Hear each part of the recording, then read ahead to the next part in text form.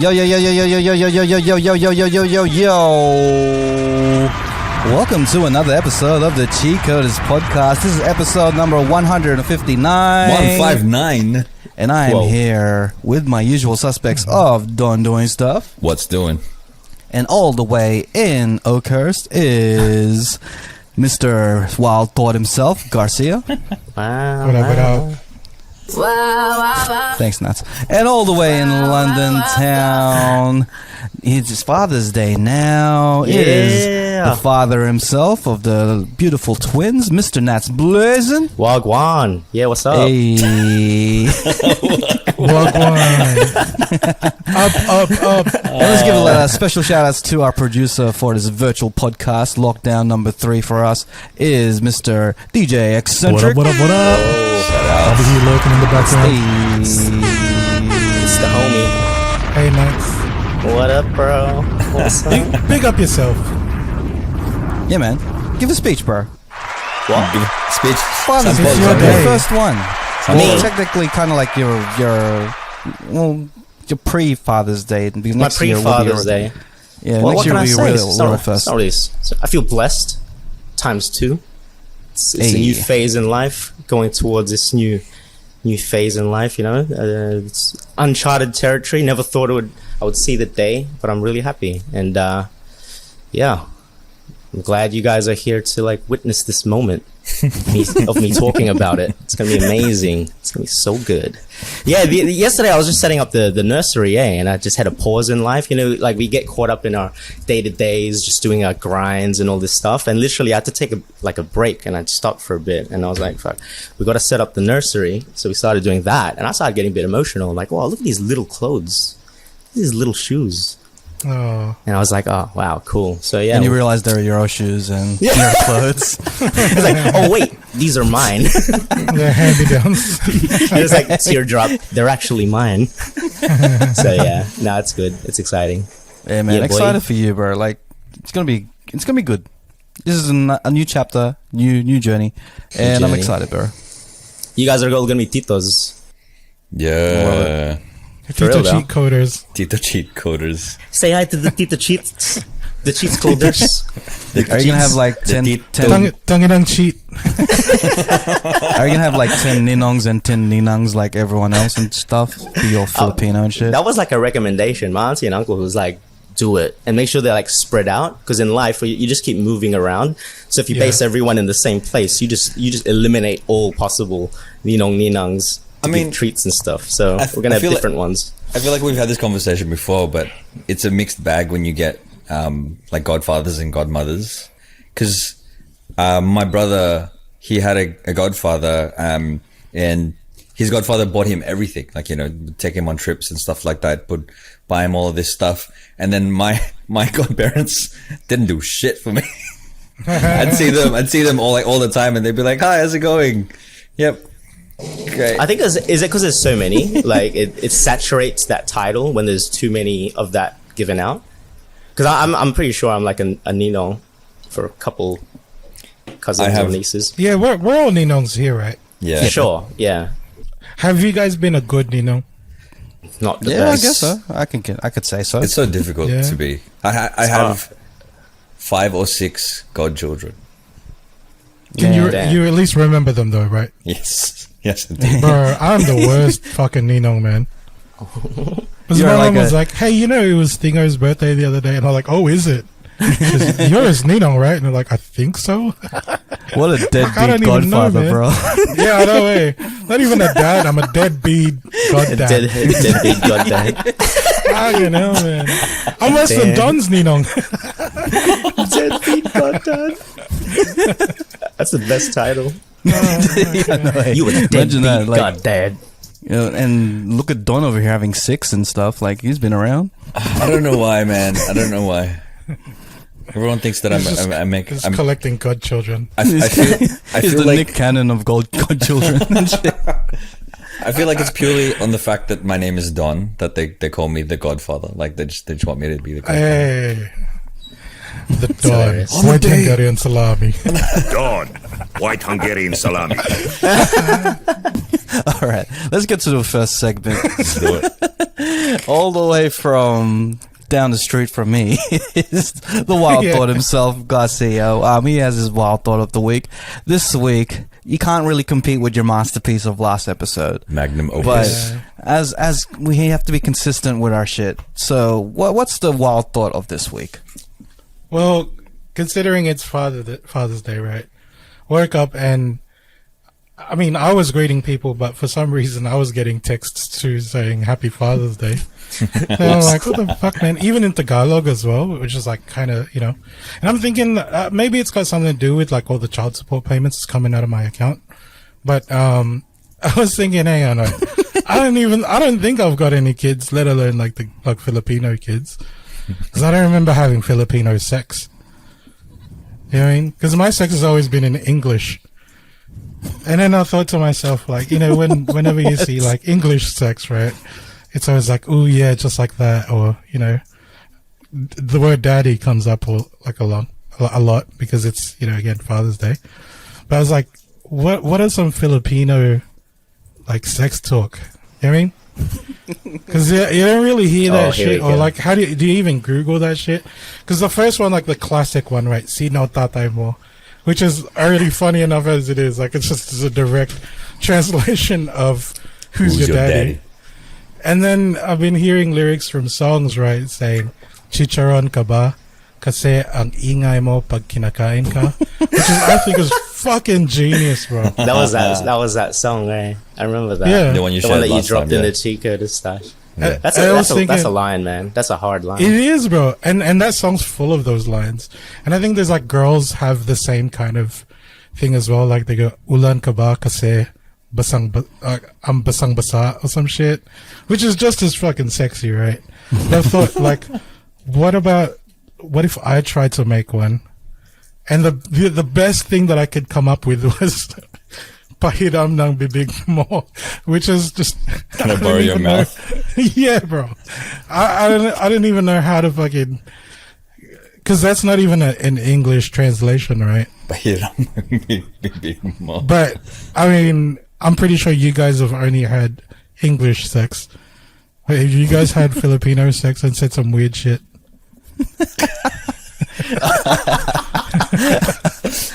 I don't know if my Filipino Tourette's come up when I'm doing a deed, but I don't know. I'll just probably get like all this trauma stuff that I get from like being disciplined as a kid. So I'll probably be like, wow. I'll be like, gusto mo palo?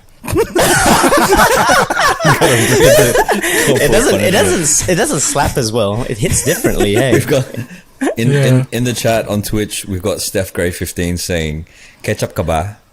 Kasi ang sarap mo kasi sausawan ng hotdog. Wow! Oh wow! That's hard, bro. That's hard. Damn. Literally. Damn. Steph Gray got game, bro. Steph Gray got game. Yeah. That is the wildest thought I've ever heard. I'll do better next week. I'll do better next week. No, it wasn't a masterpiece like last week, but it was still wild enough. Yeah. All right, let's go to the next segment. So, Don, news. Anything in the news that we should be, a bit wary about? That we should recognize? So everybody needs to start clearing their browser history right now, especially if you live in Australia, because so I'm reading it. There's a new surveillance bill that has been passed in Australia. And this article from sbs.com.au said why human rights groups are concerned about Australia's online surveillance bill. So Australians have described a proposed new online surveillance bill as necessary, but some human rights activists are calling it draconian. That's been passed in the past week so far. It has three different things that gives power to authorities for online surveillance. The three things are data disruption warrants, account takeover warrants, and network activity warrants. A data disruption warrant means that it enables agencies to add, copy, delete, or alter data on devices. And while it's called a warrant, there's an emergency authorization process for cases when it is not practical to get a warrant. So it basically means that Australia now has a warrantless surveillance regime on the books. Account takeover warrant means that it enables law enforcement agencies to take control of an account, even lock an account holder out of it. and it can be done covertly and without consent. The network activity warrant means that it allows access to networks where there is suspicious or serious online offenses, although it qualifies as serious. That varies in definition with the legislation. So this has just recently been passed in Australia. Australia.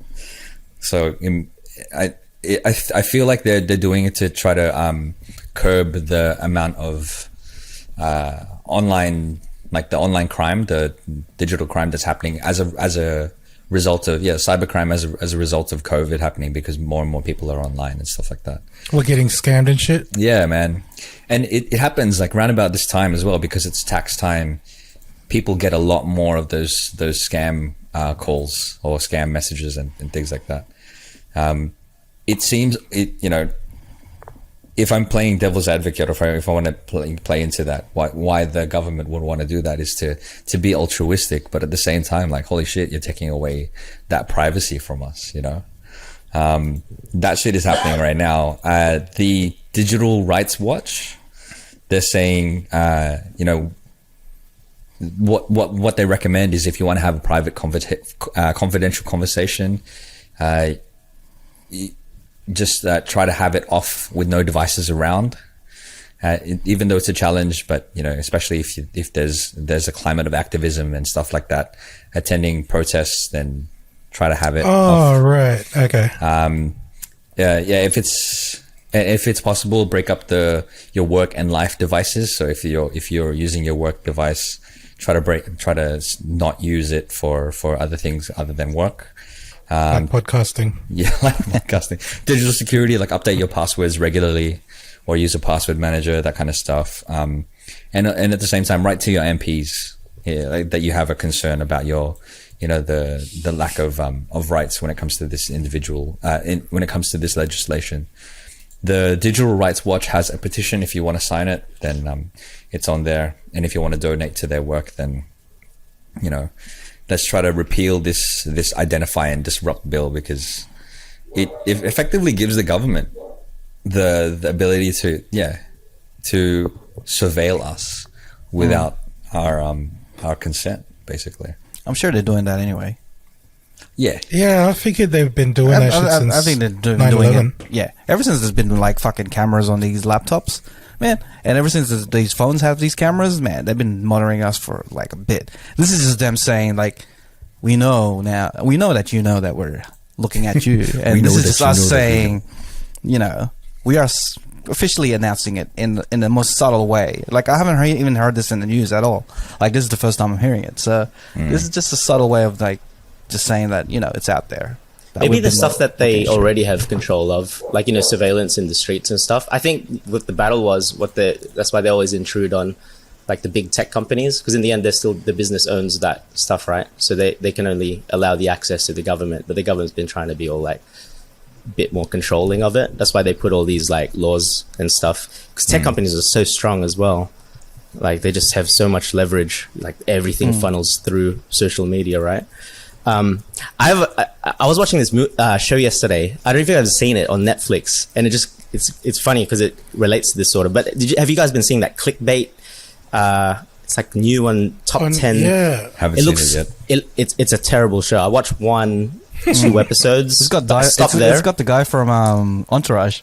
Vinny Chase. Does it? I don't know anyone in it. It looks so like low budget. I'm like, what the hell is this? But the concept relates to this heavily, because just to give you an idea, it's not really spoiler. If you want to watch it, stop listening right now. But basically, it's about a guy that gets there's a video that leaks online, and basically says he's putting up signs that says, like, I'm a woman abuser, all this stuff.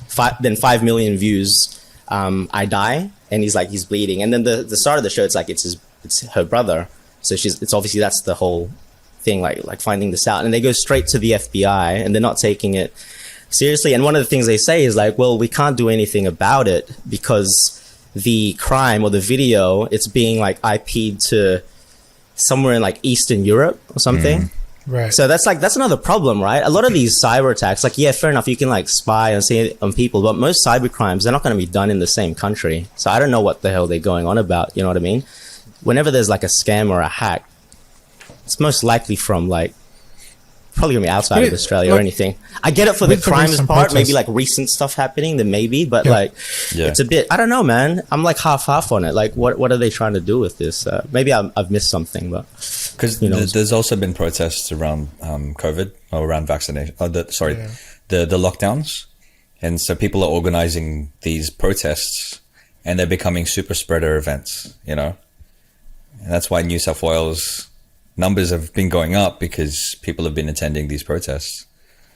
And it's crazy. It's crazy.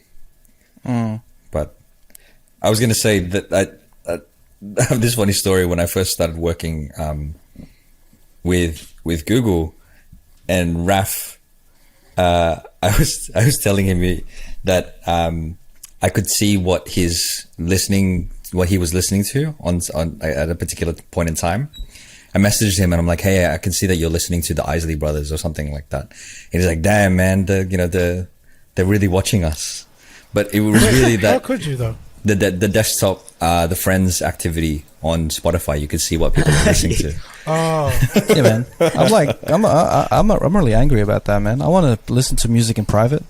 I think you have to change the settings, bro. It's in the settings, man. It's like the settings, man. You've probably got it on like, display what I'm listening to. That's how they get everyone, bro. That's how they get everyone. Like, it's all about settings, bro. That's how they make it a bit complicated, right? Like setting up everything. Sometimes I'm just like, am I like broadcasting now? Because I said a lot of foul shit just then. The same thing happened when Facebook changed their security settings. Because it came to a point where anything that you posted went out to everybody, and anything your page wasn't particularly private, right? And in quotation marks, and then you have to go through you have to go through all the settings to make sure that whatever you're posting is within just your friends group or whatever. But yeah, that's hard. Right. You just treat that like it's gonna go out to everyone, man. Yeah, like anything that you post, right? Actually, don't listen to me. I said some wild shit. No, for real. Like, what does that mean for me though? Like, does that just like with your history? How does this affect my life, Don? So like, I was just talking about like when you said your browser history, is it just purely what I've been looking at on Google, or is it like, can they see what I've been buying on Wish and shit? Bro, that's all recorded, bro. Like, that's all recorded. Everyone knows it now. Like, not now, but like anything that's on Google, which is everything, so is recorded, bro. Like, all your purchases have been recorded. All the videos you've seen is recorded. Yeah. So as long as you're not doing like illegal activity, man, you're good. Like, just watch the right porn, I guess. It's not illegal. See, this is the thing, right? When the argument is, if you've got nothing to hide, then you got nothing to worry about. But at the same time, I don't want them to know my kinks and shit. You know what I mean? It could work in your favor. This is what this guy's been watching before he goes to sleep. You never know. It might like it's gonna be like marketing purposes. Get you to the right people with the same kink. In a more sinister thing, though, it is like sort of using your data to manipulate, like sway like how you think about things or what you want to buy. Oh yeah, like when it comes like politician, like political. Yeah, it could be that, and even like stuff that you don't necessarily want to buy. Like, sounds innocent, right? Yeah, I got nothing to hide, but then you like. You think you need to get this and that. I don't know. It's almost, too much power. Like a really shitty company, if they just have that thingo and sell this, it kind of just makes the competition unfair. Like, it's not really a free market, isn't it?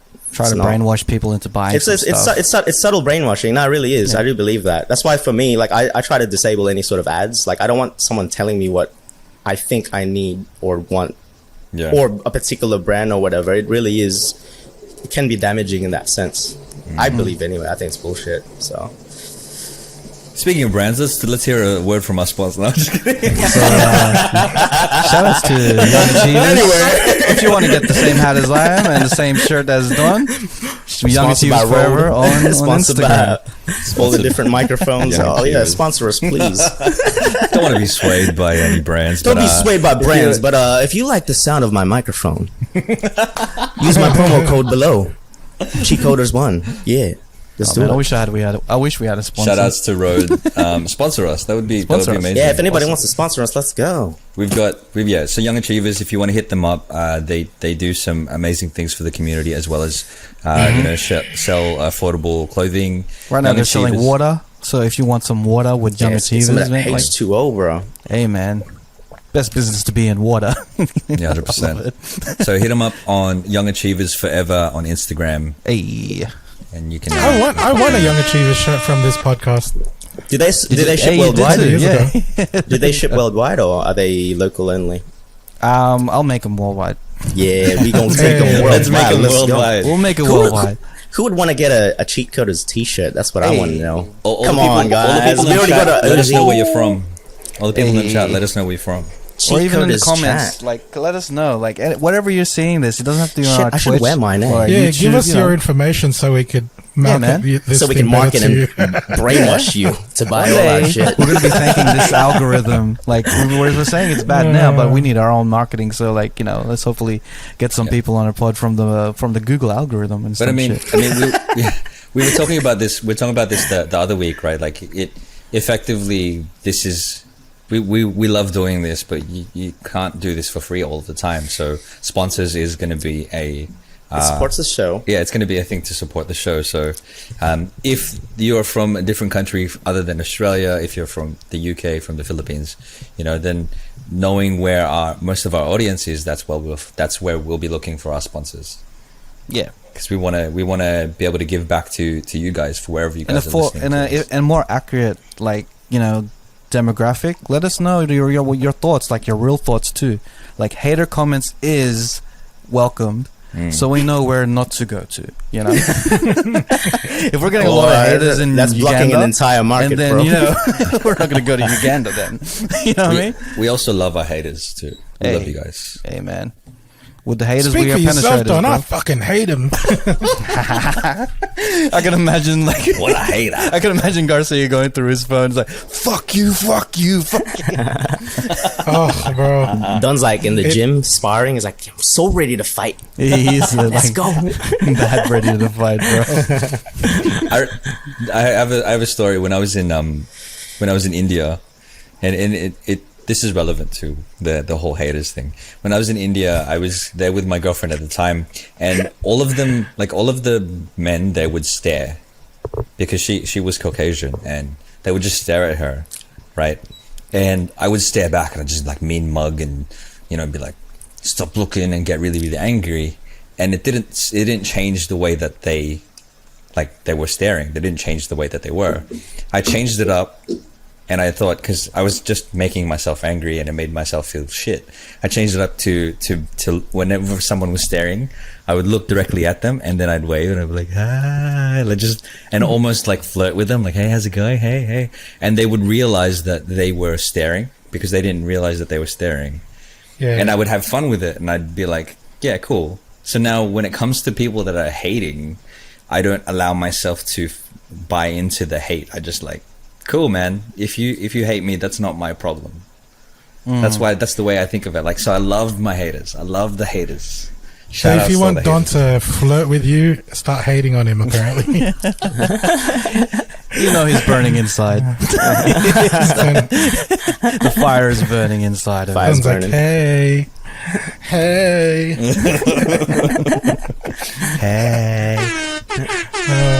All right, let's move on. I remember when this podcast used to talk about music. This was a long time ago. Back in the day. We were back in the day when it started off. Me and Nats in the car talking about music. We eventually thought that this was going to be a music podcast. Like, we're going to talk about hip hop all day, every day. And it just ended up being the podcast that it is now, talking about various random things. Anything and everything. But in the last week, two very distinguished and prominent hip hop artists dropped their albums. So firstly, if you were listening to the last episode, as soon as we finished recording that episode, Donda from Kanye West dropped, and now No relation. and no relation. And then last week, on Friday, like literally 2 days ago from this recording, Drake dropped. So like we have 2 albums that we could talk about, and everyone's listened to those 2 albums, right? Mm-hmm. Yep. And Garcia Yeah. not, because he's too busy I doing heard, wild I thoughts. heard the trailer. Oh, he heard the trailer. But all right, so most of us have heard it. So let's give it a little review. Like let's talk about these 2 albums. Let's first talk about Donda, and then we'll move on to Drake's album. Certified Lover Boy. Yeah, man. So let's talk about Kanye West's album that was released last Sunday. So who wants to start off? During the stash as well. During the stash, man. So for all the people that out there, all the people in chat, for context, Kanye's album is called Donda. What he was doing, if you've been living under a rock, he hired out a stadium in the United States, and he was putting on shows to have listening parties to show his album. And it was maybe 2 weeks ago. He had this massive show. There were like cars and people in the stadium, and there was a replica of his mother's house, I think, that was built in the center of the stadium. This giant production, and it was streamed on Twitch for a time, and then his album was dropped, and apparently he tweeted that Universal didn't dropped it without his permission. So there was this entire thing around it, and what I think was that people were like listening to it, and I was having discussions with people about it, and like, oh, it's just, like who cares what he's doing? But what I believe he was trying to do was build his music into something iconic, something exclusive, something that was more than just an album release. It was something that is art. Yeah, he was basically gonna make it a stadium only performance. Like the only time you'll hear it is gonna be at the stadium if you buy a show. It was practically gonna be a Broadway show in a stadium. Practically, if we're gonna put it that way. Like the only time you'll hear it is when you buy a ticket and watch it. It's like watching a cinema. It's watching a movie, and I can understand why, because I've heard the album in its entirety, and the best way I could like listen to an album is while cooking or cleaning, and that's what I did. And I realized that, yeah, man, it sounded like it was just for the stadium, because like it didn't suit anywhere else. Like the whole album sounds very cinematic, very epic, very epic. And I was like, man, I can't wait to hear the next track and which direction he's going. All right, the next track's epic. The next track, all the tracks sounded pretty much in a cinematic form and epicness. Like it sounded like it belongs in a stadium-based Broadway. That's how I can put it. And to finish off the context, Donda is the name of his mum. So the entire album was also that makes sense now. dedicated to his mum. He did that nice dedication at the start where he flies up into the air and stuff. Oh, that was nice. I mean, if you're gonna pay how much, like whatever the cost of the ticket was to go and see this show, and imagine being seated at the back of the house, bro. That shit wasn't spinning around. Him and his friends were just like hanging out at the front of that thing. Yeah. Marilyn Manson was there. I think we talked about it already. No way. Yeah, but he wasn't doing anything wild. He was just hanging about. Yeah, he was just chill. And like Kanye could pretty much do what MF Doom did and just like get an imposter and just act as him because he's wearing a mask. Yeah, and that's like true. he could just stay at home, get his like Kanye actor on board and just do Kanye movements. Like I could see the vision that he had. Kanye things. Kanye movements. Yeah, man. I could see the vision that he had, that the label really spoiled on it, and just dropped it. Yeah, I could really see. The whole time at the start, I thought it was Travis Scott under that mask. Yeah, I didn't think it was him. He could do multiple shows and just say he's everywhere at the same time, but he's not. Yeah. What's your thoughts on the actual album? Like, have you heard? You've heard it? I felt the same thing as well. Like, it seems pretty cinematic, and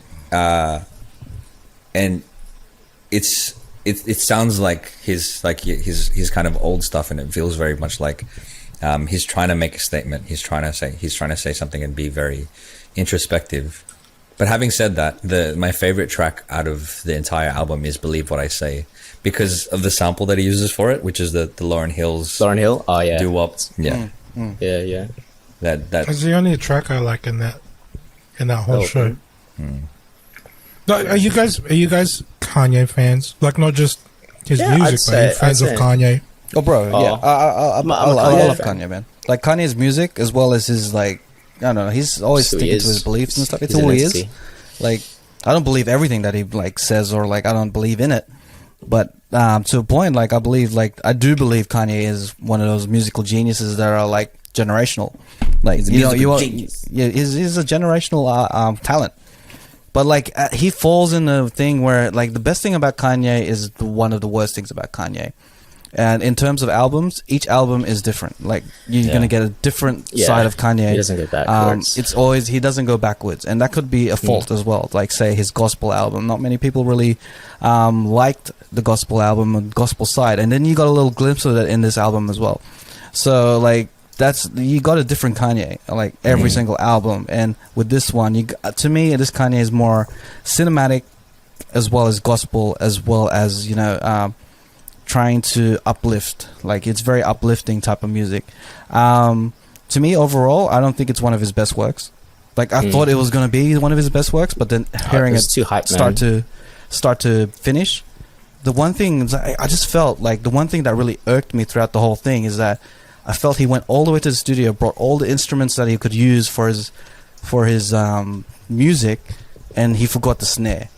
Like there was no snare in the album. Like I felt like those claps, and there was just like sometimes there was no drums. He was just rapping over chords, and I'm like, all right, that's cool for like one song, but then throughout the whole thing, I'm like, even with the Lauryn Hill sample, that lacked a little drum in it as well. So I'm just like, But the other thing that he released, as well as the album, was a stem player. So it's like a little device that you can cut out or put in the vocals or the drums or the samples. So you could actually put in the drums when you want to, and then you could actually put in the vocals when you want to. So you can actually play it like an instrument, play his album like an instrument. Well, hopefully there's a snare there. If there's no snare, then what's the point? Because that's the thing that lacked. It lacked drums. It lacked snare. It lacked that hip hop vibe that I was like, really wanting to get out of it. But you know what I thought of when I heard it was that how easy it is to remix his entire album now. The fact that there's no drums on a particular part, you can add your own drums into it. You can change it up so much. Having that stems player, having his acapella, and having the instruments separate, you could remix it yourself, and then it'll proliferate his music even further. It'll be bigger. I'd rather hear it from the artist than someone else from like SoundCloud to do it. You know what I mean? If it's your art, do it. I mean, like, yeah, like the album wasn't good. Like it wasn't good for me. Like the couple tracks, I'll take, but like all of it, nah. See, this is what I was trying to get at, right? Like I noticed the people that do like just really into hip hop and stuff. From what I heard, like not a lot of people liked it, but unless you like the people that I've come across that did like it, Kanye fans. So I don't know if it's necessarily like I'm a fan of this album, but I'm just a fan of this guy, and anything he puts out is really going to be good because I'm already in that camp. You know what I mean? No, well, let's cut that bullshit. You can be a fan and hate like some shit that they do. That's true. That's true. Like perfect example is I stopped doing that. Is Nats and Eminem. Yeah. big. Okay. Nats is a big like Eminem fan. Like if you're an R. Kelly fan, like like whatever. Like you can hate. It's some disappointing. Stuff that they do. If anything, it hurts more when an artist that you really like, but you can sort of just see them fall from grace in that sense, or like they're just a reflection of what they were talent wise. Like I think some artists really age not better, but like they age well. Like I'd say Jay-Z. Who else? Nas. He's not like dropping Illmatics every year, but he's like maintaining, and his content suits like where he is in his life type thing. So I get where that is as well. So I don't necessarily think like you're gonna have those like crazy stands that no matter what. But I don't think there's a lot of them. They're a bit more obsessive. There's a difference between artists that experiment a lot, like Kanye, right? And then artists who kind of stay kind of safe. Because I feel like someone like Usher, for instance, he kind of strayed away, not strayed, but he's done EDM music, or he's done collaborations with EDM producers. But his style is still kind of the same. It's still R&B. It's still kind of urban. Yeah. And that's kind of safe. So it's almost like whatever he sings on, as long as it has R&B chords and stuff like that, then that works. Whereas if he tries to do something completely different, then it might not work as well. You know what I mean? And I think that's the catch when you are such an experimental artist, that you could lose your fans because you want to try something completely different. Hey man, but like if you're an experimental artist, you got to give us like what Kanye gave us. His first 3 albums were pretty much like classics. Yeah. So I think there's a leeway if you give like classics straight from the bat. Like I'm thinking of all these artists, like, because like Kanye, no matter what he does, he's gonna be known as one of the greatest. Like one of the greatest for what he did before, what he's done before, and like whatever he does now, like he can do like shit albums over and over again. He could fart in the recording studio. That's it. Yeah. I was listening back to I can't remember which album it was from, but the fucking Poopty Scoop song. He can do that. He can do that. They do that. I think they get to that level. He released the song. It was just like poopity scoop, scoopity doopty whoopty. What the fuck is he doing? Because like, to be real, like if we're gonna have a conversation about albums and all that stuff, and in the criteria for the greatest of all time in anything and in any genre, like discography, like, is it really a main point for it? Would you count that as one of the main criteria in calling someone the GOAT? Yeah. Like, what's your thoughts on that? That's like a little side like topic that we could talk about. Like, to classify someone as the GOAT, the greatest of all time, the greatest singer of all time, or the greatest rapper of all time, do you count at like consistency in discography as one of the things? I think consistency is how you count somebody as being the greatest. Because I think even though Eminem, like just using the example of Eminem, right? He's made so much music that there's going to be some stuff that you don't like. There's going to be some stuff that's not going to make the cut. Like even somebody as prolific as Jay-Z, for instance, some of his music isn't great, but then there's other ones where he'll have amazing songs, you know, that everybody listens to or that bumps every single time. It's the consistency, and much like everything and anything, you're gonna have to make mistakes along the way and then still continue to, you know, much like this podcast, really. Yeah, consistency, like I agree with, but in terms of albums, I don't think albums are important as everyone thinks it is in the talks of like the greatest of all time. Like even like perfect example is people think like Michael Jackson is the king of like music. He doesn't have good albums. Yeah. And the good albums is his first albums, you know. And then after say the 90s kicked in, after Bad, his albums weren't like deemed as the best. And then if you want to say Nas is a perfect example of that. You know what it is? Because it also depends on the genre too, and it's also very subjective.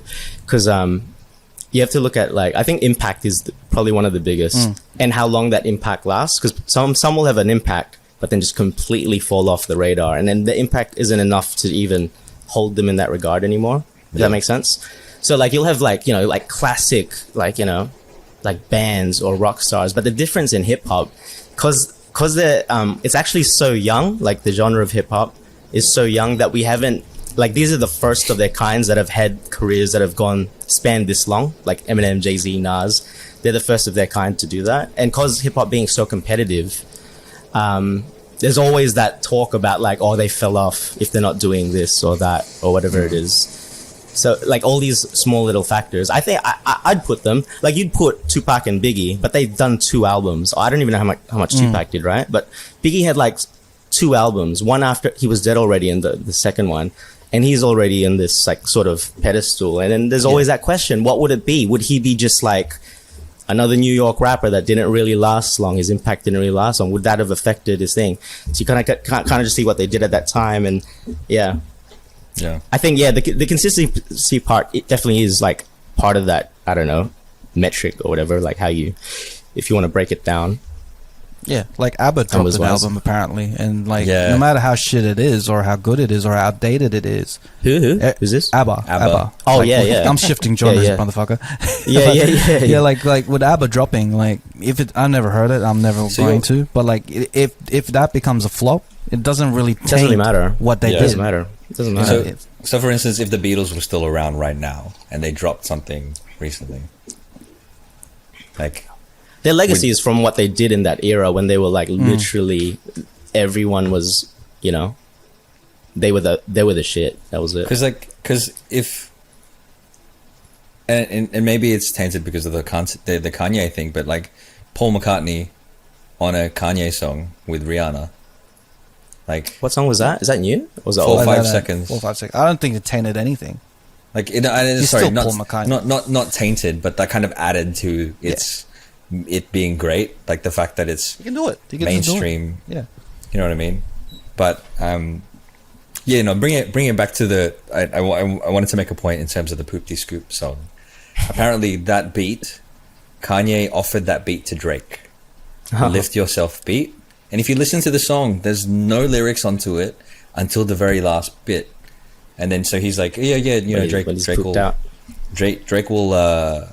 You write something to it. So he was preparing the thing, and then Kanye released it, and at the very end of it, he's going boop de scoop, scoop de boop de woo, whatever. And so Drake was like, okay, he's trolling me.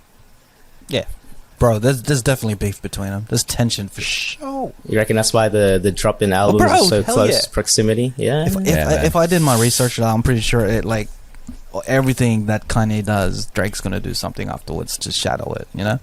Like I'm pretty sure, like that's why this is just really prominent because it's really close to each other, and I do miss the days where albums like two artists drop albums at the same time in the same genre.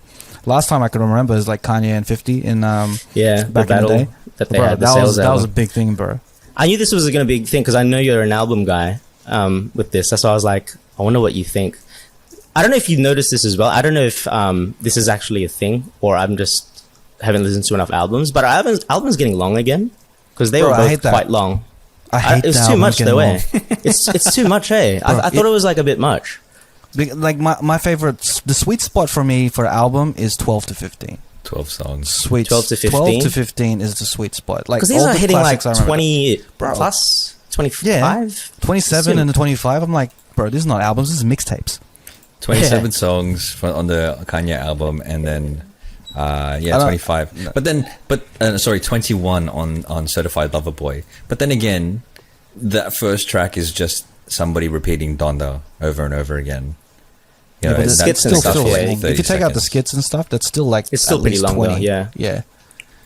I'm not a fan of long albums, but I'm a fan of long tracks. But long albums, as in like lengthwise, and then too much. It's just too much. Like I have to digest it in like two cooking sessions. You know what I mean? You had to cook twice. It's like, I have to cook twice. I guess I gotta clean as shit. This house is clean as shit. Let's cleaning someone else's house as well. Yeah, that's it. What are your thoughts? Cleaning business. I want to throw a question to our producer Armin. Hey, Armin. Who DJ eccentric as a DJ. Being a music guy. What are your thoughts on the albums of Kanye and I haven't been able to listen to Drake's yet. Kanye's, I got halfway through and I felt like I was joining some sort of cult. I couldn't do it anymore. That was my only reaction. There was nothing that got me unless there was songs later on in the album that I missed out. But I couldn't get into it. Yeah, it just felt so dark to me. Like, geez, what am I getting summoned into? Yeah, it does. It does feel like a cult summoning. I get that. Like, but it's like it's so dark. Yeah. The cover is dark. Oh, bro, that's another thing, man. Like, what's up with the lack of covers, man? I mean, like album artwork. I feel like I'm complaining about everything now. They're like, Grumpy old man. Such a diva. It's like, Yeah, I know. what's now I with know the why I don't covers? talk about music. So wrong. Music's not what it used to be. Albums, He's getting old. It's getting old, bro. He's getting old. whatever happened to Too good cover long. art, bro? Like the best cover art. Like, what's Kanye's one? Like, it's apparently like a black. It's pretty black. what you- it's all just black. Yeah. Yeah, and I looked it up also in Google if there's actual cover. Apparently, there is like an artist did a painting or something, and even that looks very bare. And I'm just like, okay, cool. And But then have I you see seen- Drake's one. Yeah, I'm like, Drake's. oh my! Is it that fucking emoji? Lord. Yeah, it's a The pregnant emoji. woman emoji. I thought that was I just love the an memes announcement of thing. it. Man, Yeah. I thought that was just a post, and then I saw it on Spotify. The album artwork is the emoji pregnant lady thing, and I'm like, oh my god! Yeah. Like I What feel does like it this is mean, the though? mixtape era again. Like, but in a bad way, in the sense that albums are now considered as mixtape, like treated as mixtape with bad album artwork, long fucking track lists, skits here and there. Sorry, I'll stop complaining. What were you saying? You're all good. I was going to say, I'll continue your complaining and say I didn't really enjoy the Drake album very much. Really? You didn't like it? I liked it better man. than the Kanye album, to be honest. I was like, but I mean, because I was listening to it, I'm like, it all just sounds samey. But I'm sure that if I was listening to it, I might need some more listens because a lot of what Drake does is he likes to tell stories in his thing, and if you know a little bit about the drama, then you can kind of allude to what you can kind of clue into what he's alluding to in his lyrics. Yeah. But so I need to probably have a little more listen. What I did notice was there's humor in his album, which is obviously the sound album bits cover and stuff? is Oh, yeah. obviously the album cover is just multiple emojis of pregnant women. Yeah, and that's And- not funny, man. And the one song that actually stood out was they sampled the I'm too sexy for my shirt. Yeah. Too sexy. I didn't They like that song. That They was sampled annoying. it. I was listening to it and I'm like, well, that's weird. Would they do that? Would they change it up and make it, interesting? But they didn't. Future's on the track and he's like, too sexy for my They dropped shirt. a music Too video sexy for that too, But the music video very is fucking funny. there's a music parodied video. out. It feels like watching a parody of stuff. Okay. Like, as as an Eminem fan, you could imagine, say, the real Slim Shady kind of music video, but kind of Drake style. Like Drake likes to make fun of Drake himself. does. Drake he does. always- Yeah. He's a bit of a parody guy too. Yeah, he makes It's fun of pretty cool. himself because everyone calls him soft, sensitive, and all Yeah. like But lover boy and all he that rapped stuff. he leans rapped in it. his ass off though. On what track was that? He went in on one of the tracks. And you got people like even I think Jadakiss like posted it. It's like, damn, Champagne Oh, bro, Poppy went when in. he gets in, bro. No, he can still rap his ass off. But Yeah, but Drake, in terms of albums, he's not an album guy. Like Nah. he's proven it over and over again. He can't make a classic album. nah. He like the only thing that's closest to it is probably Take Care.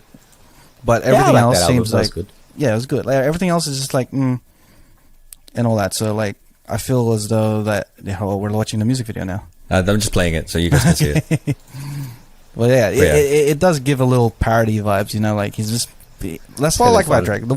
The one thing I like about Drake, besides his rapping, he likes to poke fun at himself. He can laugh at himself. Yeah, he Doesn't can take laugh at himself. too seriously.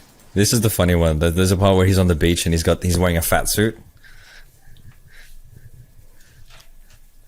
Can you see it? Yeah, he's wearing a fat suit and stuff, and he's rapping. Yeah. What a guy. Is that in LA? Looks like it. Yeah, Did you that's, remember the time when Drake Santa Monica. was a meme? He's a pirate. Drake was a meme, bro. Like everything he did was just a meme. The way he just moves around, the way he's happy and shit, the way And he's like he owned it too. he owned it as well. Like he's that's owning it genius now. It's like marketing, man. yeah, Yeah. bro. He flipped it so bad. That's why Owned it. in the whose rap battle was that? Not Pusha. Pusha got him. The other guy, the Oh, Maybach yeah. music guy, he got done. Rick Ross. Oh yeah, Meek Mill. Meek Meek Mill. Mill, that's the one. Mill. Yeah, Meek Mill. Speaking of Rick Ross, like my favorite track is got to be the Rick Ross track. Even though it sounds very Rick Ross, the whole thing, Oh, the whole beat is Rick Ross. Boss. Him sounding like Rick, and then Lil Wayne doing his thing. That was probably my favorite track. I'm like, what I whoa. noticed. What I noticed in terms of their marketing was they spotlighted or highlighted the features. So Drake's album has so many features on it that they were like, this album is releasing featuring this person, and it was, you know, that's how they did some of the marketing for Certified Lover Boy. No, I was full expecting a whole R&B album just from the title, but he just did one of those things where he just Drake just being Drake. He's just being it's just Drake being Drake. I was like, well, man, I wouldn't mind the whole R&B album. Like, I don't mind R&B Drake, but yeah, we didn't get that. Maybe maybe it should be something a bit more relatable. Like, well, everyone's a certified lover boy. Maybe if it was a certified mama's boy, bro, that shit will take off, bro. Certified mama boy. Well, there you go. There's an idea for a parody right there. Yeah, man, certified Right there. mama's boy. Everyone's like, there's more mama's boys out there than lover boys. I'm sure of that, or even they're the same thing. I don't know. Like, would you consider yourself as mama's boy? Yeah, 100%. Yeah, 100%. I think Yeah. I'm Shout starting outs to to think. my mum. Shout out to our moms. Even on Father's Day, shout out to our moms. It's I still believe, mom like, that I gets believe- the props. I do believe, like, now we're gonna go back to the Philo content. I do believe that most Filipinos are mama's boy. Like, Yeah. older boy. Like, it's a Pinoy thing to be like caring. I gotta get for your pee mom. real quick. Way to just derail. He's gonna jump out. But yeah, like, well, what's your Don? What's your thoughts on the Drake's album? Like, what did you hate about it? What was missing? Like again for me, it just sounded kind of samey. The only one that stood out was that particular sample. And I think for me, when it comes to music, there needs to be an element that is familiar, but at the same time, like, new. And So you're kind of like Kanye's approach to albums, where every album is quite like different to the next. yeah. Yeah. Well, And- Drake's. I think it's a clash of styles. Drake's style is to kind of be the same, but it's riding the wave that's happening now. That's kind of his style, and that's how he's been consistent for the last 10 years Yeah. or so, being on top of hip hop and shit. But yeah, man, I prefer the Drake album over to Kanye's, but Drake's album wasn't even like top tier to me. I need a few more listens. I only get a chance to listen to it once. It got me thinking, like, these albums, like, now with these dropping, like, people are dropping their albums, like, I'm expecting a Kendrick album to come. Like, that's a different He dropped a topic in song. itself. He dropped a song. It was a feature. It wasn't even his song, wasn't it? Oh, really? Yeah, it wasn't his song. It was a feature from Baby I'm Keem. butchering. Baby Keem. Yeah. Yeah, it was a feature. So Kendrick's still out there. So I'm pretty sure he's gonna drop it. Let's go. Let's There's a few go. drops this week, huh? Outkast came out with a song too. Ooh, Well, Outkast Yeah. came out. I gotta listen to that. Yeah. But with these albums dropping, it got me thinking. Okay, album of the year. What in terms of, like, to me, so far, and I'm like, these two are not it. So I was like, whoa, what was happening that really got me? And I was thinking Nas' album, Yeah. Disease. King's Disease 2. King's Disease 2 was good. Bro, that's a good album. And then J. Cole's album still is bumping in my phone. So we still have them too. If you want to listen to good albums, in my opinion, listen to Nas's album, King's Disease 2, as well as J. Cole's album. If you want to listen to good music, then search for the Cheatcoders stash on Spotify. We have a playlist of all the songs that we Or our we talk Cheatcoders about. random freestyle. That freestyle album. That's somewhere out last there. week. That's somewhere out there. Yeah. Poopity Nice. scoop. Man. Nice. Nice. Anyway, it felt weird talking about music again. Yeah, I know, right? I feel like I transformed into my old self. Oh, bro. You guys see, I'm in a room full of musicians, right? Like, in one way or another, you guys are like hip hop artists. Don's like doing a sing. Like, Armin's a DJ. Like, you guys look at albums a different way I do. You know what I mean? Yeah. Like, so kind of like, I just sat back for a while and, How do you see albums? Yeah, what are your thoughts on the Kanye and Drake albums? right, it's, to be honest, man, when you guys like say like, you guys analyze these albums in a different way. I look at it as like, hey, if there's one song that's like poppy or like I like to listen to, then I actually like that song. But I've never really rated an album the way you guys have. I don't really you know. Yeah, we see albums like as in like full one project, body of work. Yeah, body of work see, put together. I just figured it's just a way for them to have all songs in the one CD. Yeah, like that's an album for me, you know. Yeah, I can understand that. I really understand that. It needs to be a body of work. It's a story. It's a whole. It all connects. Sounds balanced. Yeah. Yeah. Okay, I'll be releasing music. Speaking of music being released, I'll be releasing music soon. What are you releasing? I've got a Have you track been coming working out. on an album? I've been working on several tracks. I don't know if it'll culminate into an album, but it's a song called Reset. I performed it on the drop-in show. It's going to be hopefully dropping, if all things go well, dropping on the 9th of September. Reset. How's the album artwork for that, or the single It's in artwork? 4 days. The single artwork for it, I'll show you. Let me see if I have it. It is just a picture of a remote control. Fucking hell. It's an emoji of a pregnant remote control. Trickles down from the top to the bottom, right? Like, what they do, we're going to do too. Reaganomics. Fucking hell. Bring back the album artwork, man. You'll Shit. see it. I don't have it on hand, but you guys will see it. I'll show you next time. Oh, that's a shame. No. Okay. Let's do questions. I got a question. I got From a question. 2 questions. Shout out to all the people in the chat, by the way. Yeah, sorry to Migs, bore we you see with you, our man. music talk. Yeah, the Beatles are amazing. Okay, so this question comes from Napulu from TikTok. So this is the question: Polynesians, y'all get along with them, or just funny experiences with Polynesians? I grew up in Hawaii with hella Philippine people, and they became family. So Napulu is Polynesian, and she's saying that, you know, she grew up in Hawaii and made friends with Filipinos, and they just seem to connect. There's like a special bond between Polynesians and the Filipinos. So what's your thoughts on that? Like, have you, and your experiences with the beautiful people from the Polynesian community? So I traveled to Samoa when I was younger for like a church group mission trip, and what I found out was like people are so nice. The people of Samoa are just really, really hospitable. And the first interaction that I ever had was I was met at the airport by my host family, and it was a man named Yosefu and his wife Telesia. What I realized was the Samoans would have normal names, but they would be almost like a pronunciation of it in Samoan.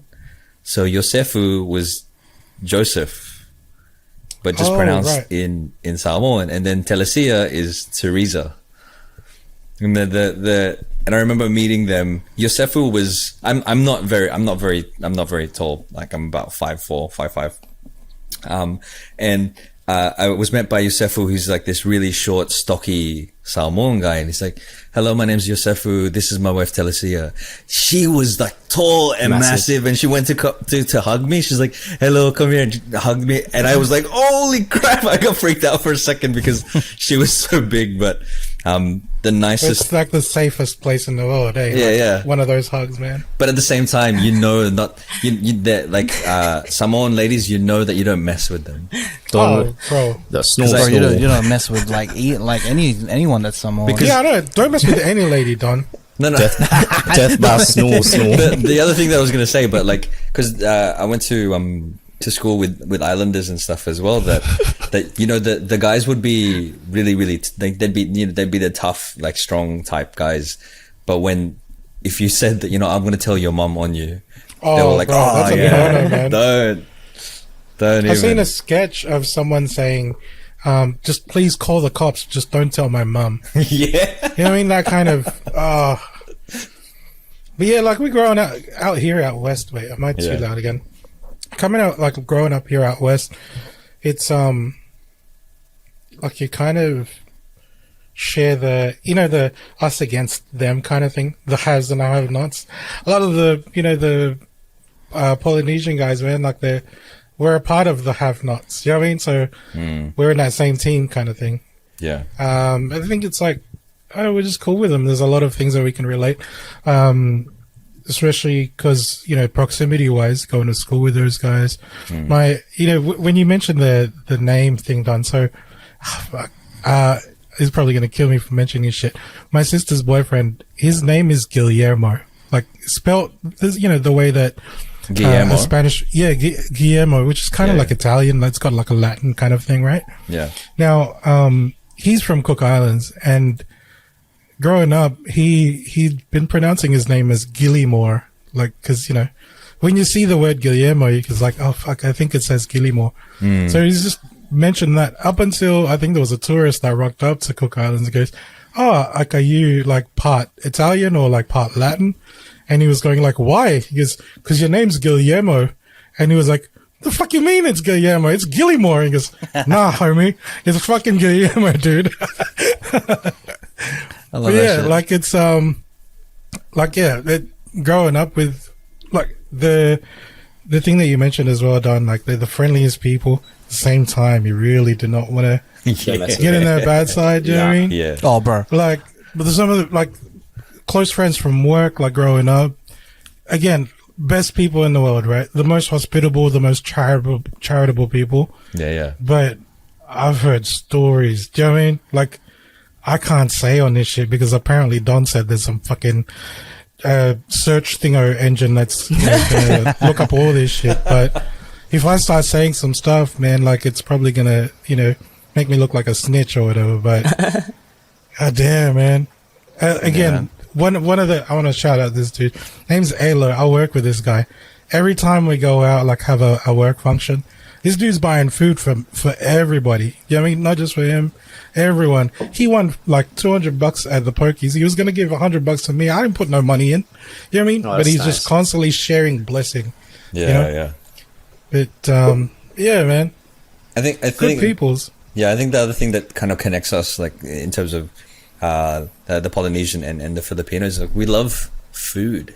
We love And We quality. love sharing food, man. We're big on food and family. Yeah, food and family. Food and And that's family. proven, like scientifically proven, because like the only people who get the only people who get gout are the Filipinos and the Polynesians. Yeah, Polynesians. Like That's when we why had there's that a lot of the fan base TikTok thing. where we talked about gout, and we're like, oh, is it a Filipino thing? All the Polynesians came out, man, and Yeah, they're representing. I was like, Polynesians. man, that connects. That makes a lot of sense because we love food and the type of food that we eat, man, gets to our legs, man. Usos.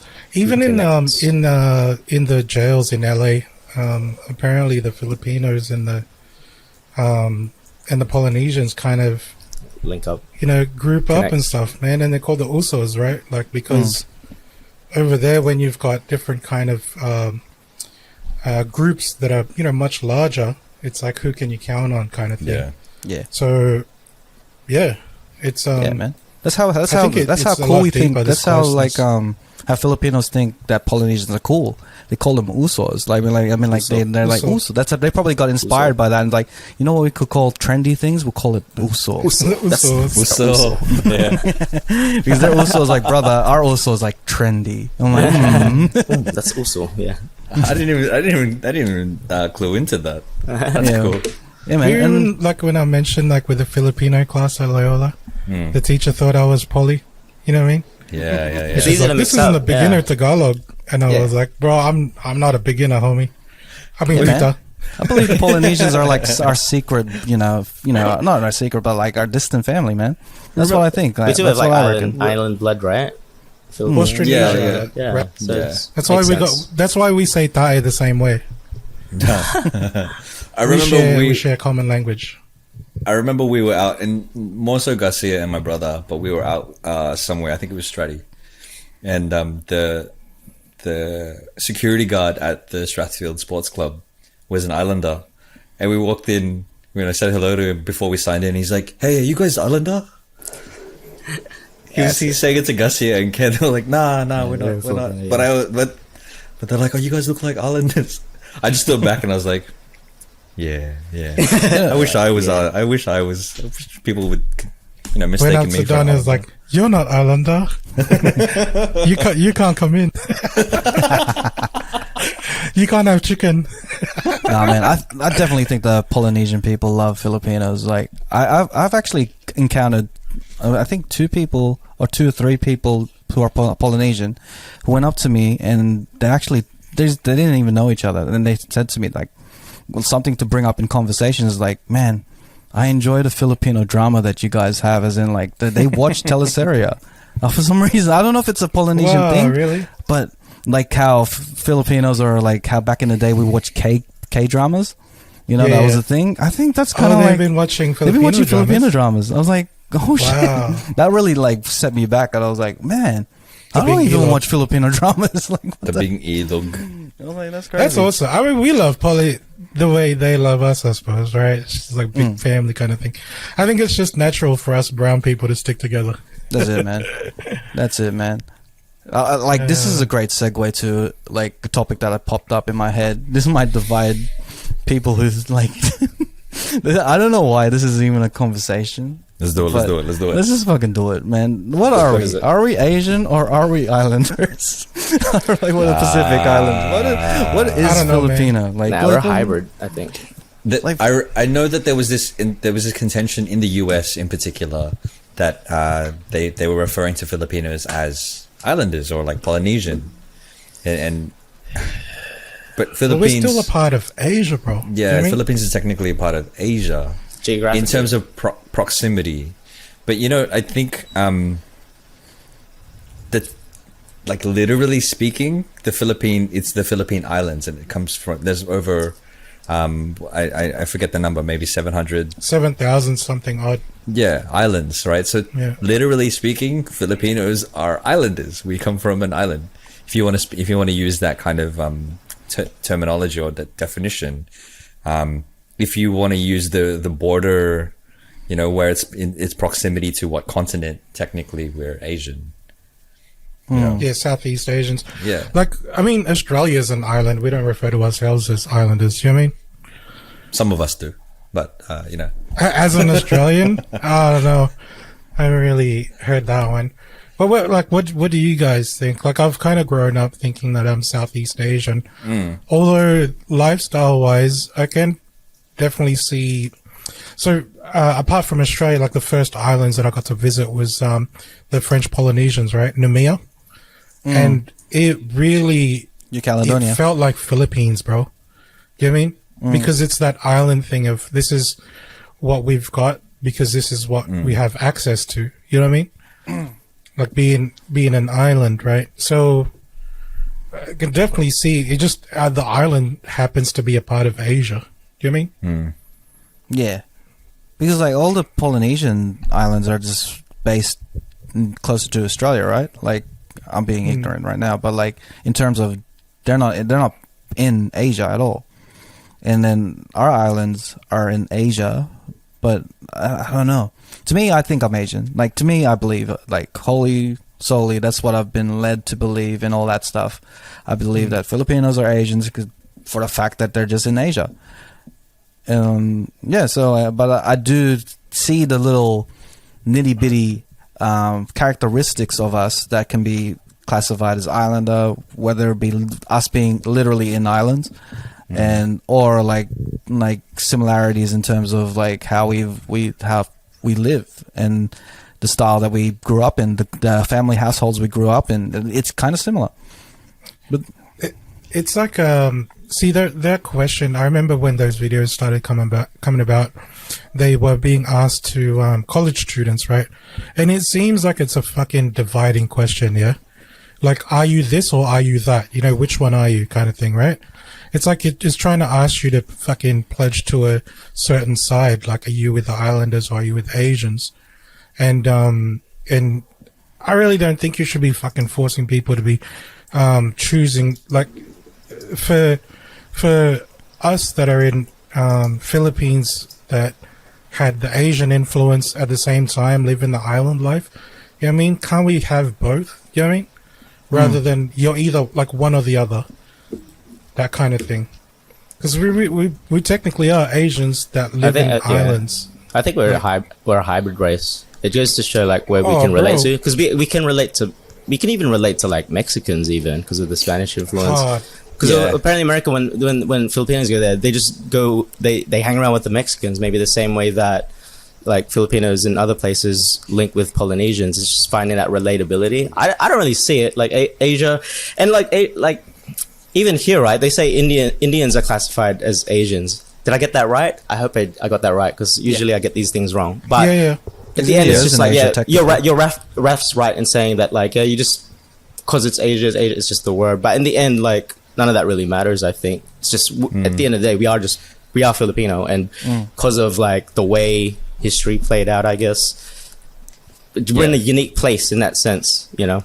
Yeah, in terms of the history of the Philippines, like, it was like there would be different dialects and different languages. Yeah, within different it was islands, already, right? It was already quite mixed, right? Because it was like the blood is like black, like Africans, I don't know, Malaysians and something as well. Yeah, at first when it was tribal times.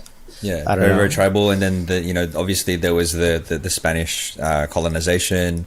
Then there was like, it was occupied by America, but then at the same time Japan occupied Philippines for a particular point in time as well. So those different cultures would have kind of tied into what the Filipino culture is right now. But then, we're a mixed bag, bro. Yeah. Bit of a mixed bag, yeah. So there is the Spanish influence, there is the American influence, there is the Japanese influence, and I think there's because of its proximity to China, there'd also be some Chinese influence. I mean, even the Filipino, we've said it before, that Filipino cuisine has elements of Chinese cuisine in it. Like pancit canton is like Cantonese Shanghai. Pancit. Spring rolls. Yeah. Spring rolls. You just reminded me of a topic that I wanted to bring up. So like Father's Day, right? So like Father's Day is one of those times where food is in abundance. There's gonna be a lot of food no matter where you are. Even if we're in lockdown, we're gonna eat good. So like if we go to a Filipino family gathering or a Filipino party, like, what's the food that you look forward to the most? Because like there's only food that comes out during these gatherings, and you expect to be there. One of the viewers actually just put, "Have you tried palabok?" And that was going to be my pick. So that was Janella. And that's what, like, that's not a usual, like, I don't know about you guys, but my parents just, it's not a... That's a wild card one. It's a wild card one. You only see them at the gatherings. I don't know if that's the same for you guys. I never see it like my mom or dad would just be like, "We're having palabok for dinner." It just doesn't happen that way. It's always an occasion. And I'll be like, "Oh shit, there's going to be palabok. It's going to have the crispy bits." But then I have to go, I love that shit. My mom's the palabok lady. Oh yeah. So I have that. My dad's the once palabok. every 2 weeks. Oh, so you see, I had to wait for family gathering for palabok, for the palabok lady. That's your mom. It's usually like someone's having because again, like Nat said, like, not a lot of people make that at home, right? Because you usually have to make a big batch. Yeah. It's not like a casual thing. Yeah, and it's my mom that's become the if you want some palabok to bring to a filo party, just call my mom and then order it, and I'll do the deliveries. I do the drop offs and stuff. You gotta love. Are you still able to do deliveries now? You're not, right? No, not since lockdown. But Damn. There's some people that have come here to pick up the food. Usually, if they live within the area, kind of thing. Yeah. But hey man, I gotta say, I don't. That's part of the reason why I don't look forward to the palabok, not because of how often I have it, but I have that standard now of this is what palabok should taste like. So I don't really want to try other people's stuff. And the same thing with my favorite dishes. My favorite dish is kare kare, but I don't want that to be ruined. So I tend to not try it when I go to Filipino parties. But it's usually the finger foods that I look forward to. Yeah, definitely. The lumpia, but again, Lumpia, it's a hit and a miss. Lumpia is because it gets made in, like, they make stacks and stacks of lumpia. It's a lot of labor work. Yeah, there's it takes time to put lumpia together, and I enjoyed if my family was putting a party on, then I would help make the lumpia, and then if you know, if when it was cooked, I'm like, oh, that was the one I made. You know, look, try this one. This is the one that I made. I put that one together. It's the one that's fucked up. That's the one I made. It's a triangle. And with my cousins and I, whenever it was a party, we'd have like one big plate of rice and then one big plate of the lumpia, of the spring rolls. And when we'd finish the rice or the spring rolls, then we'd all take turns of like, okay, it's your turn to grab some more spring rolls. So we'd just stay at the table and just eat the lumpia with rice. Man, to me, it's the two L's. It's the lumpia Oh shit. and the lechon. Oh. Two L's. That's the only place. This is Can't the go only wrong. time. If I hear there's gonna be lumpia Ahmed and is nodding in lechon, agreement. that's the only time I'll attend a gathering, because that's the only thing that'll make me. It's only time. That's the only thing that'll make me go to somewhere I know there's No gonna be a lot of lumpia, bullshit. no lechon. Pretty I ain't coming. requisite. We're having a celebration for your parents. Come to this one. Is there lumpia? Is there lechon? Because I no, know. we couldn't afford the lechon. I'm not coming. I'm not. Hang up. It is. It's not even It going to is, hire bro. us, VP. Is Man, that I gotta know. Like even if it's like if there's none there, I'm not going, because like you know how family gatherings go, man. You know how toxic it can be. It could be like comparisons. It can be like, oh, what do you do now? Like all this. To me, to deal with that conversation, I need to have a lumpia, like a plate of lumpia in my hand, as well as lechon, and I'll be able to answer all the questions you want me to answer. Ask me anything. I'll be honest. This might be blasphemy, but has anyone ever tried putting lechon inside lumpia? No. How would you, though? It sounds a bit rapey. Sounds a bit I've intrusive put in that lumpia sense. in lechon before, but not the other way around. You see the whole pig, and there's like lumpia in your Like hand. you cut up obviously like you can cut up the lechon kawali. I don't understand, man, bro. Wait, that just like, what the what? Sorry, what I goes through pictured your- it in a what different goes way, through I your don't know. mind? Yeah, sorry, I pictured it like after. Where you gonna put it? Seems a bit intrusive, you know. Just stick it into whatever holes, you know. This fat lumpia into the lechon. Like, oh shit! On both ends. The Both pig's ends. face is already shocked Jesus. as well. Spit roast. Oh man. The apple just pops out of the mouth. Because like in lumpia it's like it's mince, right? They put mince and vegetables inside the lumpia. Yeah. See, that, Okay, I get it. if I get it's it. a good tried? one, yes, but So you mean the lechon I hate inside it the when they don't lumpia? have meat. Okay. Yeah. It irks me. Okay. That's true. But like you cut up the lechon kawali, cut up the lechon and then putting it inside the lumpia is what I'm talking about. Has anyone Oh, ever man. tried that? No. Or am I just being bulky? That sounds very creative, being- actually. That sounds like something I want to try, like lechon wrapped inside a lumpia. Oh yeah. Oh, bro, like lumpia is the type of dish where it kind of makes it kind of gives you an idea of what the party's going to be like. To me, it tells the future. It's like a fortune cookie, you know what I mean? Like if I bite into a lumpia and it's all vegetables and shit, I'm like, this is gonna See, be that's fucking when terrible. I'm fucking leaving that place, dude. Yeah, man. You fucking got me to leave my house for this shit? I know. Fuck, there's Now no you're gonna ask me Optimus. all these What the fuck? questions. What's the Oh, trade-off here? I'm here, like, I'm suffering right now. a There's not vegetarian enough lumpia. fucking Oh, chairs around this house. Janella in the chat is saying, how about the lumpiang toge? What's toge? Maybe tongue. I'm guessing is that the... No, I'm just joking. I don't know. I think that's the fresh lumpia, right? Where it's Oh you yeah, is dip that it the in one that you sweet don't sauce. cook, right? Mhm. Yeah, it's kind of like rice paper roll in Vietnam. Oh Those type of yeah, vibes. yeah. I love that one. shit, bro. I don't have that one very often. No, so lumpiang toge is mung bean sprouts. So there's Oh. no meat. There's no meat in it. Oh I'm no, leaving no. the party. Sorry, guys. That's a no from me. I'm out. I'd rather get that lechon with the Man, bean with the sprouts is good, lumpia, bro.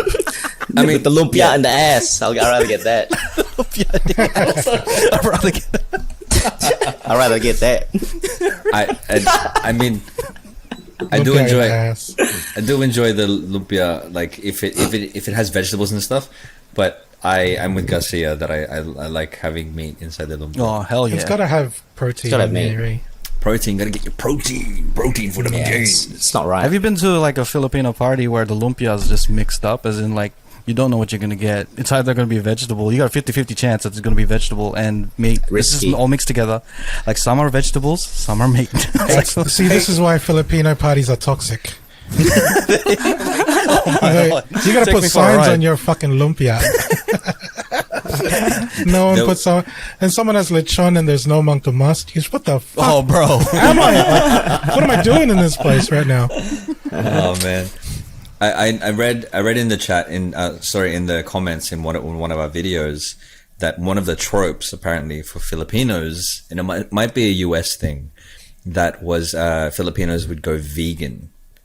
I thought that was really interesting because how would you go vegan as a Filipino, especially when you've got like, you know, foods like adobo, you know, that, or like lechon, like how would you? I'm genuinely interested. Interested because that's a different breed, bro. That's a different breed. They're the type of people that goes to the lumpia table, pick up a lumpia, and eat it, and it's vegetable, and they'd be like, "Man, today's gonna be a good day." They're the type of people that do that shit. We've had this discussion before, haven't we? Right? Like there's a lot of places in the Philippines, like a lot, where people just don't have the means to buy meat, so they're vegan without having a choice. Wow, I didn't know that. You know what I mean? Like you go out to the farms and stuff, and they're growing their food, and the only time that there's a shortage in one meat. of the fucking pets, like how I experienced, is the meat. You know what I mean? Like that's the thing. But it's a, you know, like a celebration kind of thing, like birthdays and stuff. That's when a chicken gets like eaten. Like that's the occasion. But fucking the 95% of the year, we're going vegan. It's not a choice, man. It's just this is how we live right now. Yeah, that's fair. I think being vegan is a natural thing. And it's a privilege to not be. The meat that we have now, it's all kind of processed in a slaughterhouse. Yeah, right? there's vegan and there's also vegetarian. So I imagine people in like the provincial farms and stuff could have eggs. You know what I mean? If they're chickens, but then for a special event they'd slaughter the chicken. Scramble it. Special event. Special sacrifice. Slaughter a chicken. Chicken is a big thing. Yeah. Would you call it vegan if you use the calabaw to like plant the fucking thing? Yeah, to sow the field. I don't know. Would that be? That's interesting. I think it's more consumption, isn't it? It's more consumption. Because I'm genuinely interested. Not to like kind of downplay veganism and all that stuff, because it has its merits. But I'm genuinely interested in if someone is purely vegan but they're Filipino that wants to try Filipino food or wants to eat Filipino food, how do you substitute? What do you substitute for those flavors? And you know what I mean? I mean, yeah, I'm trying to remember what it's called now. Man, I can't remember what eggplant is, but talong. talong. You can make a grilled talong in Filipino cuisine. But yeah, what other stuff? Like, how do you substitute? Like, what do you make adobo out of? Is it adobo? See, talong is one of the good things, like exactly. So you can use eggplant as a substitute for meat because it's got that crunch and that texture to it. My sister does that with lasagna. Fucking amazing, dude. But with some aubergine. Aubergine. What is that? Eggplant is aubergine. Oh, is that? Is vegan the one where you can eat seafood though? No, that's pescatarian. Oh yeah, my bad. Yeah, cool. Yeah, vegan is you can't consume any animal products. So no, that's tough. They don't No consume dairy, honey. That's hard. No dairy, no eggs. It's very difficult. Milk is a no-no, right? Yeah. Damn. Yeah. Damn. Well, man, don't make me depressed about food. Raph loves his food. I love my food, man. The only reason I go to Philo gatherings is like, yeah, man, if the food is legit, I'm there, man. Lechon and lumpia, bro. I mean, what's your go-to Filipino food, man? It's definitely spring rolls, lumpia, and ooh. Yeah, always end up with the pancit, and getting too much of it as well. You know when you're eating like the spring rolls and there's like pancit on the plate. Yeah, and it gets stuck. It becomes part of the plate. Paper plate, it just melts into it, and you're like, it's part of the plate everything now. just You tastes the get same. it. Yeah. But still good. Yeah. I'm wondering. It's I'm wondering if this will divide the room. When you're having your pancit, do you also add rice to your plate when you're having the pancit? No. I No. removed the pancit and put rice. Yeah. Because I don't like Wow, pancit. I'll eat the that's a pancit. lot of work, bro. Not together. Like, I don't like pancit at all. Sorry. It's Filipinos. Yeah, I'm not, Japan. hey, you know what? No, I'm with Raph. I'm actually not a big pancit fan. I don't like it either. The room is Not a fan. divided. Give me the fish room balls. is- I'll take the fish balls. Like, Yeah, but not a fan of the pancit, pancit. Not a fan. I'm good. I'm actually not a fan Fish of balls lumpia are that much either, amazing. to be honest. Oh, this guy's just hating everything now. I just got my preferences. Wait, That's what? all. All right, Mr. What are you not a Palabo. fan of? Lumpia and pancit. I'm not a big fan of. You're not a fan of Two them. things that Armin likes. Yeah. He's gonna Let me shit just on it. say the opposite of what he likes. Nah, no, for real though. I just The remember rest I of didn't the say it. podcast, Nats has got no I'm audio leaving. for I'm some leaving. reason. Bap, bap, bap, bap. So, besides palabok, what do you look forward to? It's No, for lechon, me, right? yeah, it's definitely the meat. Say like lechon. Usually at a party, not if there's like adobo and sinigang, not really because it's a bit hard, like saucy and stuff. But like lechon, like I go ham because you don't get it often. If that makes sense. So the stuff that's rare, I go hard. So it's definitely the lechon, the pata, the palabok. The Trying to think what else. barbecue and the skewers. The barbecue. Oh my god, yeah, that shit's good. With the yeah. fat at the bottom. Woo, you have to have Yeah. the fat at the Oof, bottom. If that it's not fat there, I'm though. leaving. This guy leaves. And when you eat it, you gotta have that, that mark along your face because you've been like eating it like this. Bro, You I know got a shit? beard, bro. Yeah, eating Yum. Filipino food with a beard, man. I realize yeah. why Filipinos don't have beards, like rarely have beards. Because when you the eat food, bro. Filipino food, it just gets all over it. You, like, you got especially evolution. evolution. That shit. Oh man, yeah, it's evolution. We need to figure out a way to stop these beards because, like, we want to eat our Filipino food. And you do the hand movement too, right? Where it's like your four fingers as the cup, and then you use your thumb to push that shit forward. Yeah, That delivery I try system. that shit. You know Yeah, what? that's it. It doesn't really. It's not the best thing for all Filipino food because, like lugaw, for example, this is the worst way to eat that shit, bro. Nah, no chance. Luca. I'm gonna say I don't like lugaw as well. Sorry, man. Nah, yeah, I'm not a fan of the Luga. Unbelievable. Damn, guys. Damn. You guys are all losing I'm your leaving. Filipino I'm leaving cards. this. No, this man. chat. No, I'm out. man. No, man. Hmm. We I good. love lugaw. We were, we were googling this. That's the L I don't what like. what the difference was with lugaw and arroscaldo and all that stuff, goto, and it's just the protein that gets put into it. Hey, What is it? So explain for arroscaldo and lugaw, like what the difference was between them. and what's the difference? What Oh, protein lugaw goes is in? just that. Yeah, like once you put chicken in, it apparently turns into arroscaldo, and if you put like tripe, it becomes goto. It's like right. you've just given it a different title because a different animal had been sacrificed for the meal. That's confusing. That's confusing, bro. Well, I think arroscaldo is like Chicken. it's also Spanish, right? Because lugaw sounds like would be Filipino or the traditional Filipino, and then arroscaldo is the That's type probably of something that type of- they brought yeah. back to them from Spanish. from Spanish. Man, It's like a Spanish word, arroscaldo. that Arroscaldo. sounds very Spanish. But yeah, that was a lot of food talk. Why did you sound Okay. Italian just then? That's Arroscaldo. Arroscaldo. Arroscaldo.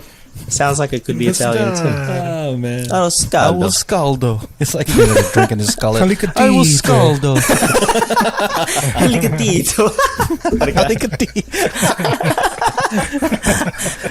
Oh man. That's the best. Was there anything in the chat that you were saying? Not that I've seen other than the food. So big shout outs to Migs Yeah, and it's- Jacket. A lot of the foods. Jacket Man. Margiela. You gotta love the foods, man. Filipino food, I think. Yo, Yeah. that gives You that gotta get it reminds out me there. of the song you and Ooh. Don and Chris Joe Garcia made. Chris Joe Garcia. Call me Chris Joe. Chris Joe Garcia. Just for the clout, bro. We just had to start with That's Chris coming Joe. up on Garcia. 11 years soon. Yeah, it's going to Next be month. 11 years next month. What are you Yeah. gonna do? Make another mukbang that won't be released? To be fair, I'm having Mo edit that as we speak. Mo is editing the mukbang. video and we'll release it on the 11th anniversary of the Filipino foods. Yeah. It's very 10 too late. year anniversary. We took Garcia's dog story and we made it our own thing. Yeah. There's got to be some other stuff from that one that we can use here as well. It's hilarious. Oh, All right, man. Is there anything else about Filipino food that you wanted to put out there before we leave? We went on a tangent. I think we went man. on a tangent. There's a lot of good food, though. So I had to derail the the Islander versus Asian conversation and be like, oh, Filipino food. That lechon with the lumpia still kills me, though. That was We all love the same food, right? I was getting confused. It's like, have you ever had you put the lumpia in the lechon? I'm like, I'll tell you something though. When I was in Samoa, I fell in love with taro. Oh, interesting. I fell in love Taro. with taro. Taro. oh man. Shout out to taro. No, I fell in love with taro because that's what they have. That's their staple as well. It's it's kind of like potato almost, or yam. Gotta get the yams. Get them yams. It is nice. We put yams. taro in sinigang. Yeah. Yeah, It makes we do it that thick up. too. So good. Yeah, sinigang with taro, that's like, it's the gold standard. When it's taro, it's like, oh, he knows what he's doing. That's You know- This is again. This is why we get along so well with Polly's, because we all love the same shit. We love Bro, taro I and we want- love corned beef. oh, One corned day we're beef. gonna have a guest who's Polynesian, and we're just gonna talk about the love between the Polynesians and the Filipinos, because I believe it's there, man. We'll do a I believe mukbang. it's there. We'll do it, man. Let's Mukbang. let's talk about comparisons and everything. Any Polynesians out there that want to join the show? Let's do it, man. There's plenty. Especially when we get in live, because I want to get in a live setting. We could bring some Filipino food as well as Polynesian yeah. food, and bring it together. I think it'll be awesome. I love it. Okay, let's go into the Cheatcoders stash.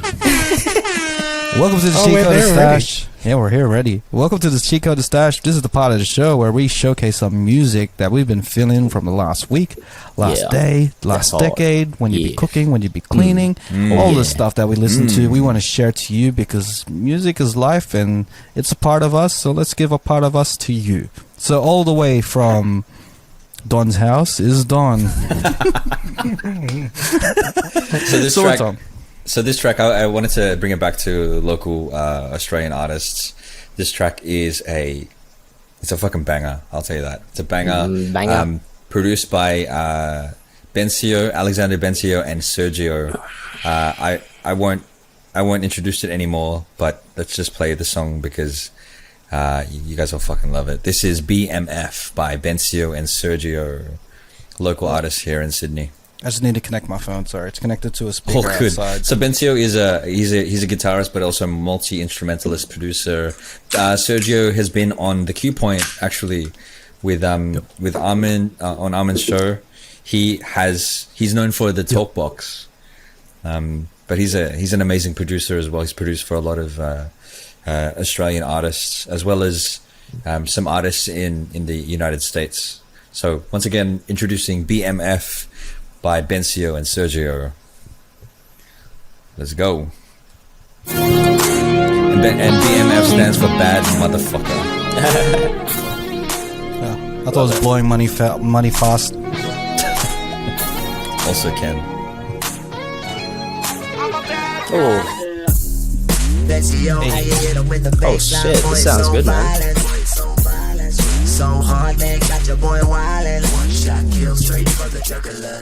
Spaced out, on cake with the homies just vibing. Maybe it's the head that wear the crown. So good, man. Got a goddamn headache now. Fuck you then, punk. When I pull up, you better run, boy. It's got like G-Funk vibes to it. This ain't for the young boys, so. Big bang, big money conversation. And I love the musicality in it. All of the little cuts. Y'all ain't gonna fuck with my kill streak. I'ma have it all. Homie, I'm a bad boy. I am the best motherfucker. Hey, Yeah. I'm just the best motherfucker. loving the old school vibes, man.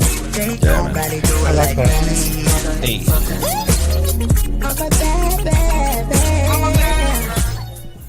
I'm a bad. And that was bad. BMF by Bencio and Sergio. Bam. right. So Garcia, what song did you want to play on the Cheatcoders Stash? I sent it through on Messenger. It's a song called "We Outside" by Buhai Kelly. It's a rap group coming out of California, Nevada. It's a song that they released when lockdown was over in Cali, right? So it's kind of like a feel-good vibe, like a song to just like, you know, to bop when you're out and about kind of thing. Hey. So kind of like just waiting on the day that our lockdown is over and we can fucking rock to this shit. But yeah, shout out to Poster. These guys have their NFT that came out today as well. So, available on OpenSea and Mintbase. Yeah, So my go interest. check that shit out. That's We Outside. Shout out to Sabotage and Dola. Post up, gang, gang, gang. All right, and that's Gang, Blazing. gang, What song do you want to play on the Yo. Cheatcoders Stash? I'm so like not with it with music, but I get my music from TV shows I watch. And Godfather of Harlem's back. And I heard this at the end Yeah. credits. I actually don't know who the artist is. Who is it? Swiss Beats. Okay, it's Swiss Beats. And Ronald Isley. It's a very famous. Or maybe it's just coming from the best song ever. Yeah, maybe. Easy song, right? Maybe. maybe we're a that's bit it, biased. maybe that's it. A little biased because, you know, best sample Jay-Z, ever. you know. So, for context, the sample is actually Bobby Glenn sounds like a love song. Yeah, best sample Best sample ever. ever. So I'm gonna play Robert a local Glenn. artist. She's been killing it in the R&B scene. I think she's Smashing. underrated still. This is Teal, and it's Loving Me.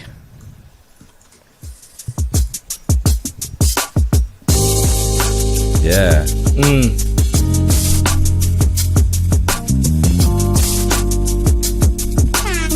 Cheatcoders podcast. So it's still from Sydney. Yeah, Sydney. Probably, I think, down Liverpool area. I shot a Shout music outs. video like for her last year, I think, and she's killing it. It's 6 a.m. and I'm waking up to you again. Nice, man. With our voice. The sun comes in, I turn away, you lay your head. Never thought that I could ever share my bed. Hey. I'm following, I walk the steps where you would tread. So don't wait a best, I got all I ever wanted in this little space of mine. Hope you have the time. That feel good. Like chill music. It's very modern neo soul. I love it. Everything will be just fine. So come right back to bed. All this happy music, man. Like Have nowhere to be. all this music that I want to be outside in the sun, just laying down and getting a tan and stuff, man. Cruising music, right?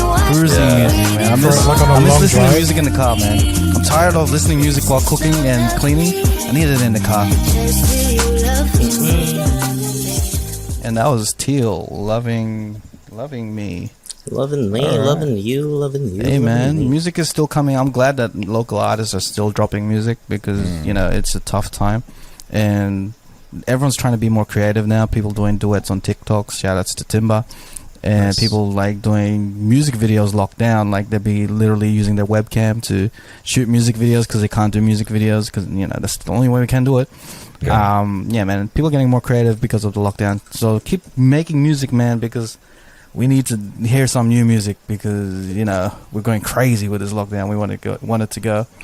And then once 100. this lockdown is over, man, bro, the floor is Go yours. man. crazy. We're going to go crazy. Open the Yeah. floodgates. Open Yeah. the floodgates, bro. That's it. All right. Thank you guys for joining the podcast, man. Good insight on some music, also some Filipino food, good Polynesian conversation. Yeah. And man, look forward to the next one, man. Sorry, I'm on a down note right now. What's going on right now? Look forward to You the okay, next man? one. Are you okay? Yeah, look forward to the next We'll one. be yeah. back next week. If you want to help, if you want to tune in. Where we'll can be we back find next week. you, Mr. Don Valix, besides the Tinder? You can check me out. Come find me on Tinder. You can check me out on dondoingstuff.online. That's my website, dondoingstuff.online.